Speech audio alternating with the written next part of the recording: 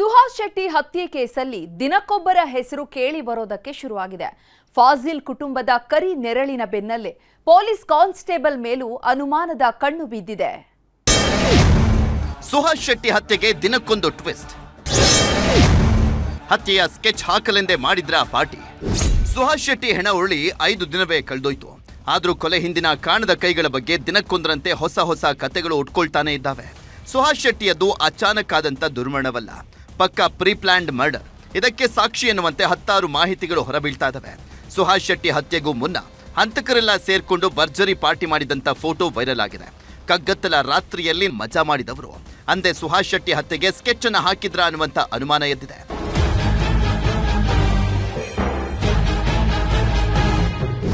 April 2ನೇ ತಾರೀಕು ಹಂತಕ ಪಡೆ ಚಿಕ್ಕಮಗಳೂರಿನ ಕಳಸಾ ಬಳಿಯ ರೆಸಾರ್ಟ್ನಲ್ಲಿ ಭರ್ಜರಿ ಪಾರ್ಟಿಯನ್ನ ಮಾಡಿದ್ರು.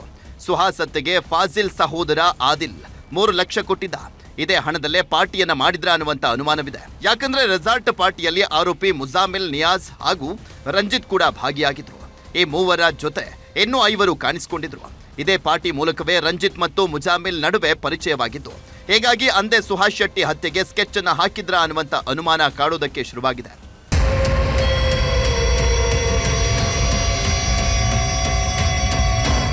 ಈ ಎಲ್ಲ ಬೆಳವಣಿಗೆಯ ಮಧ್ಯೆ ಹಿಂದೂ ಕಾರ್ಯಕರ್ತ ಸುಹಾಸ್ ಹತ್ಯೆಗೆ ವಿದೇಶದಿಂದ ಹಣ ಬಂದಿತ್ತ ಅನ್ನುವಂಥ ಶಂಕೆಯೂ ಕೂಡ ಕಾಡ್ತಾ ಇದೆ. ಯಾಕಂದ್ರೆ ಕರಾವಳಿಯ ರಕ್ತ ದೋಕುಳಿ ಹಿಂದೆ ಹಲವಾರು ಕಾಣದ ಕೈಗಳ ಕೈವಾಡ ಇದ್ದಂತಿದೆ. ಇದೇ ಕಾರಣಕ್ಕೆ ವಿವಿಧ ಬ್ಯಾಂಕ್ ಖಾತೆಗಳ ಪರಿಶೀಲನೆಗೆ ಪೊಲೀಸರು ಮುಂದಾಗಿದ್ದಾರೆ. ಸುಹಾಸ್ ಹತ್ಯೆಗೆ ಪಕ್ಕಾ ಪ್ಲಾನ್ ಮಾಡಿದ್ದಂತ ಸಫ್ವಾನ್ ಹಣದ ನೆರವಿಗಾಗಿ ಅನೇಕರನ್ನ ಸಂಪರ್ಕ ಮಾಡಿದ್ದನಂತೆ. ಜೈಲ್ ಬೇಲ್ ನೆರವಿಗೆ ಸಹಾಯ ಮಾಡಿ ಅಂತ ಹಲವರ ಬಳಿ ಕೈ ಚಾಚಿದ್ದ. ಅಷ್ಟೇ ಅಲ್ಲ, ಸುಹಾಸ್ ಕೊಲೆ ಮಾಡಿ ಸರೆಂಡರ್ ಆಗುವ ಬಗ್ಗೆಯೂ ಮೊದಲೇ ಚರ್ಚೆಯನ್ನ ಮಾಡಿದ್ರು. ಹೀಗಾಗಿನೇ ಬರೋಬ್ಬರಿ 3 ತಿಂಗಳಿಂದ ಎಲ್ಲಾ ರೀತಿಯ ಬ್ಲೂ ಪ್ರಿಂಟ್ ರೆಡಿ ಮಾಡಿಕೊಂಡಿದ್ರು. ಫಯಾಜ್ ಸಹೋದರ ಆದಿಲ್ ಕೂಡ ಅಡ್ವಾನ್ಸ್ ಅಂತ ಹಂತಕರ ಕೈಗೆ 3 ಲಕ್ಷ ಕೊಟ್ಟಿದ್ದಂತೆ.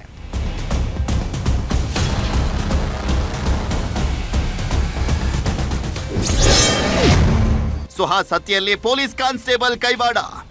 ಸುಹಾಸ್ ಶೆಟ್ಟಿ ಹತ್ಯೆಯಲ್ಲಿ 10 ಜನರ ಹೆಸರುಗಳು ಕೇಳಿ ಬರ್ತಾ ಇದ್ದಾವೆ. ಈಗ ಬಜಪೆ ಪೊಲೀಸ್ ಕಾನ್ಸ್ಟೇಬಲ್ ರಶೀದ್ ಕೈವಾಡ ಇದೆ ಅಂತ ಹಿಂದೂ ಜಾಗರಣ ವೇದಿಕೆ ಮುಖಂಡ ಕೆಟಿ ಉಲ್ಲಾಸ್ ಹೊಸ ಬಾಂಬನ್ನ ಹಾಕಿದ್ದಾರೆ.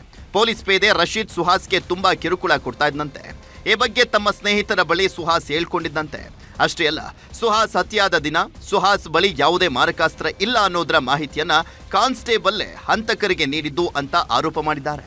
ಕೊಲೆ ಆಗ್ಬೇಕಾದ್ರೆ ಇವ್ರ ಹತ್ರ ಯಾವುದೇ ಆಯುಧಗಳಿರೋಲ್ಲ ಅಂತಂದ್ರೆ ಇವ್ರ ಹತ್ರ ಆಯುಧ ಇಲ್ಲ ಅನ್ನುವಂಥದ್ದನ್ನ ಮಾಹಿತಿಯನ್ನ ಅವರು ಕೊಟ್ಟಿರುವ ಸಾಧ್ಯತೆ ಇದೆ.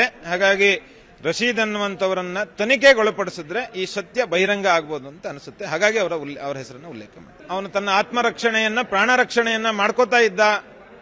ಅತ್ತರ ಹೆದರುಪುಕ್ಕಲ ಅವನಲ್ಲ. ಅವನ ಹತ್ರ ಆಯುಧ ಇಲ್ಲದೆ ಇದ್ದಿದ್ದೇ ಅವನ ಸಾವಿಗೆ ಕಾರಣ ಅಂತ ಸ್ವತಃ ಅವರ ತಂದೆ ತಾಯಿರೇ ಅದನ್ನು ಉಲ್ಲೇಖ ಮಾಡಿದ್ರೆ ನಮಗದು ಹಾಗೆ ಅನ್ನಿಸುತ್ತೆ. ಇನ್ನು ಸುಹಾಸ್ ಹತ್ಯೆ ಬೆನ್ನಲ್ಲೇ ಹಲವು ಹಿಂದೂ ಮುಖಂಡರಿಗೆ ಜೀವ ಬೆದರಿಕೆ ಬರೋದಕ್ಕೆ ಶುರುವಾಗಿದೆ. ವಿಎಚ್ಪಿ ಮುಖಂಡ ಶರಣ್ ಪಂಪೆಲ್ಗೂ ಕೂಡ ಹಂತಕರು ಬೆದರಿಕೆಯನ್ನ ಹಾಕಿದ್ದಾರೆ. ಈ ಬಗ್ಗೆ ಪ್ರತಿಕ್ರಿಯೆ ನೀಡಿರುವಂತ ಶರಣ್ ಪಂಪೆಲ್, ನಾವು ಭಾಷಣ ಮಾಡಿದ್ರೆ ಪೊಲೀಸರು ಸುಮೋಟೋ ಕೇಸನ್ನ ಹಾಕ್ತಾರೆ, ಆದ್ರೆ ಕೊಲೆ ಬೆದರಿಕೆ ಹಾಕಿದವರ ವಿರುದ್ಧ ಕ್ರಮ ಕೈಗೊಳ್ಳಲ್ಲ. ಇಂತಹ ಬೆದರಿಕೆಗಳನ್ನ ನಾನು ಸಾಕಷ್ಟು ನೋಡಿದ್ದೇನೆ. ಎಲ್ಲದಕ್ಕೂ ತಯಾರಾಗಿಯೇ ಸಂಘಟನೆಗೆ ಬಂದಿದ್ದೇನೆ ಅಂತ ತಿರುಗೇಟನ್ನ ಕೊಟ್ಟಿದ್ದಾರೆ. ನಿಮ್ಮ ಈ ಹೆದರಿಕೆಗೆ ಅಥವಾ ನಿಮ್ಮ ಕೊಲೆ ಬೆದರಿಕೆಗೆ ಬಗ್ಗುವಂಥವರು ಕುಗ್ಗುವಂಥವರು ನಾವಲ್ಲ. ನಾವು ಅದೇ ಕಾರ್ಯಕ್ಕೋಸ್ಕರ ಹಿಂದೂ ಸಂಘಟನೆಯಲ್ಲಿ ಇವತ್ತು ಕೆಲಸ ಮಾಡ್ತೇವೆ. ನಾನು ಮಾತ್ರ ಅಲ್ಲ, ನನ್ನಂತ 100 ಕಾರ್ಯಕರ್ತರು ಕೆಲಸ ಮಾಡ್ತಾ ಇದ್ದಾರೆ. ನೀವು ಯಾವ ರೀತಿಯ ಬೆದರಿಕೆ ಆಗಿ ಯಾರನ್ನೂ ಹತ್ಯೆ ಮಾಡಿ ಹಿಂದುತ್ವದ ಕೆಲಸ ಕರಾವಳಿ ಭಾಗದಲ್ಲಂತೂ ಕಡಿಮೆ ಆಗಲ್ಲ. ಇನ್ನು 2ನೇದು, ನಾನು ಪೊಲೀಸ್ ಇಲಾಖೆಗೆ ಕಳೆದ 16 ವರ್ಷಗಳಿಂದ ಈ ರೀತಿಯ ಬೆದರಿಕೆ ಕರೆಗಳು ಬಂದಂಥ ಸಂದರ್ಭದಲ್ಲಿ ನಾನು ಅವರಿಗೆ ಮನವಿಯನ್ನು ಮಾಡಿದೆ, ದೂರನ್ನು ಕೊಟ್ಟಿದೆ. ನೋಡಿ, ನನಗೆ ಗನ್ ಬೇಕು, ಗನ್ ಲೈಸೆನ್ಸ್ ಕೊಡಿ ಅಂತೇಳಿ ಕೊಡಲಿಲ್ಲ. ಭದ್ರತೆಯನ್ನು ಕೊಡಿ ಅಂತ ಹೇಳಿದರೆ ಭದ್ರತೆಯನ್ನು ಕೊಟ್ಟಿಲ್ಲ. ಅದು ಬಿಡಿ, ನಮ್ಮದು ಆತ್ಮರಕ್ಷಣೆಗೋಸ್ಕರ ಏನಾದರೂ ವಾಹನದಲ್ಲಿ ಇಟ್ಕೊಳ್ಳೋ ಅಂತ ಕೇಳಿದ್ರೆ ಅದಕ್ಕೂ ಇವತ್ತು ಅವಕಾಶ ಇಲ್ಲ. ಮೇ 8ರವರೆಗೂ ಹಂತಕರು ಖಾಕಿ ಕಸ್ಟಡಿಗೆ.